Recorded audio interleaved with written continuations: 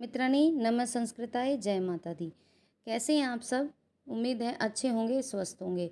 Friends, हम कर रहे हैं व्याकरण के कुछ मूल प्रश्न जो हर पेपर में आते हैं।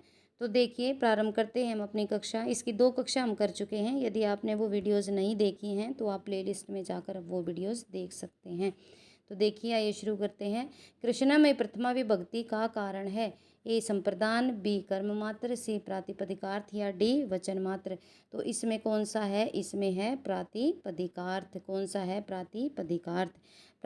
प्रातिपदिकार्थ लिंग परिमाण वचन मात्रे प्रथमा, ये इसका सूत्र है।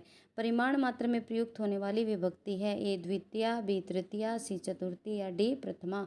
तो कौन सी विभक्ति है? प्रथमा विभक्ति। तटी में प्रथमा विभक्ति का क्या कारण है? लिंग मात्र, परिमाण मात्र, वचन मात्र या प्रातिपदिकार्थ मात्र। तो लिंग मात्र। तट तटी तटम। आइए आगे देखते हैं प्रश्न नंबर 50। अलिंगई उच्चयादि में प्रथमा विभक्ति का कारण है। ए कारक, बी प्रातिपदिकार्थ, सी अव्यय या डी लिंग। तो ये क्या है? उच्चई निच्चई। ये क्या है? प्रातिपदिकार्थ। वचन मात्र में प्रथमा हुई है। ए श्रीहि, बी द्रोणोव्रीहि, सी दौ या डी ज्ञानम। तो एक दौ बहुवचन, तो इसमें वचन मात्र में क्या हुई है? प्रथमा दौ में हुई है। नेक्स्ट क्वेश्चन देखते हैं। नियतोपस्थितिक है। ए हेतु, बी प्रातिपदिकार्थ, सी वचन या डी कर्ता। तो नियतोपस्थितिक है प्रातिपदिकार्थ। प्रश्न नंबर 53। संबोधने च सूत्र से विभक्ति होती है। कौन सी?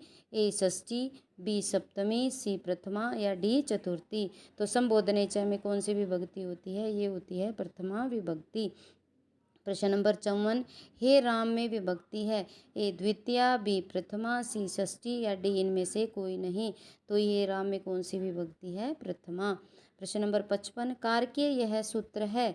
विधि सूत्र, परिभाषा सूत्र, नियम सूत्र या अधिकार सूत्र। तो कारकीय एक अधिकार सूत्र है। Next question. कर्ता का इष्टतम कारक क्या है? ए कर्म, बी करण, सी संबंध या डी संप्रदान। तो कर्ता का इष्टतम कारक क्या है? कर्म कारक। हरिम भजती में हरि क्या है? ए कर्ता है, बी कर्म है, सी अधिकरण है या डी करण है। तो ये क्या है? ये कर्म कारक है। नेक्स्ट क्वेश्चन है। माशेषु अश्वम बंधनाति। यहाँ माश कर्म नहीं है क्योंकि ए यह किसी का इष्ट नहीं है, यह निर्जीव है, यह कर्ता का इष्टतम कारक नहीं है, यह बहुवचन में है। तो माशेषु अश्वम बंधनाति, यहाँ माश कर्म नहीं है क्योंकि यह कर्ता का इष्टतम कारक नहीं है। आइए आगे देखते हैं। अनुक्त कर्म में विभक्ति होती है।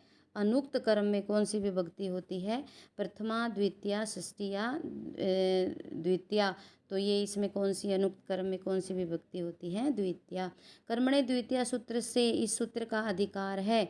अनअभिहिते कारके कर्म प्रवचनीय या फिर इंज्ञाग प्रातिपदिकात। तो ये क्या है? कर्मणे द्वितीया सूत्र में अनिभिते का क्या है? सूत्र का अधिकार है। अभिहित कर्म में कौन सी विभक्ति होती है? ए तृतीया, बी द्वितीया, सी षष्ठी या प्रथमा। तो कौन सी विभक्ति होती है? इसमें विभक्ति होती है फ्रेंड्स द्वितीया विभक्ति। द्वितीय विभक्ति। Next question. अभिहित कर्म में इस सूत्र में प्रथमा होती है।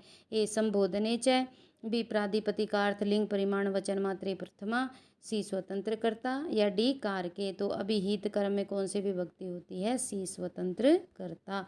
Next question. हरिहि सेव्यते में किसके कर्म का अभिधान है? ए कृत, बी धातु, सी कर्ता या डी तिंग। तो किसका है? ये है तिंग का। ग्राम गच्छम तरणम स्पर्शति में तृण की इस सूत्र से संज्ञा हुई है। तथा युक्तम च अनिप्सितम, बी कर्मणे द्वितीया, अकथितम या कर्तुरीप्सितम कर्म। गांव जाता हुआ तृण को स्पर्श करता है।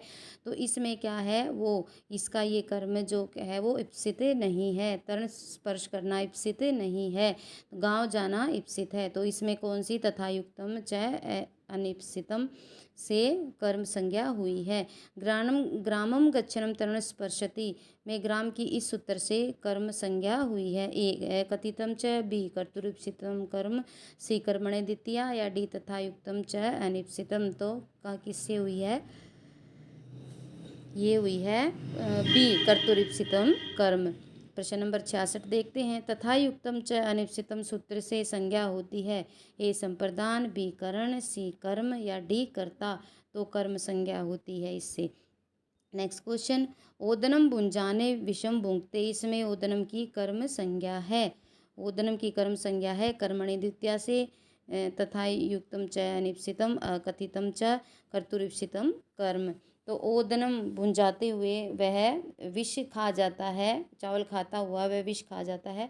तो इसमें ओदनम उसका कर्म क्या करना था, इप्सितम कर्म कौन सा है, वो ओदनम खाना था। तो कर्तुरीप्सितम कर्म से उसकी कर्म संज्ञा हुई है। और आज का फ्रेंड्स हमारा अंतिम प्रश्न, अकथितम कर्म में परिगण में यह धातु नहीं है, पठ, पच, दंड या ची। तो इसमें पठ धातु नहीं है। ये थी हमारी फ्रेंड्स आज की कक्षा।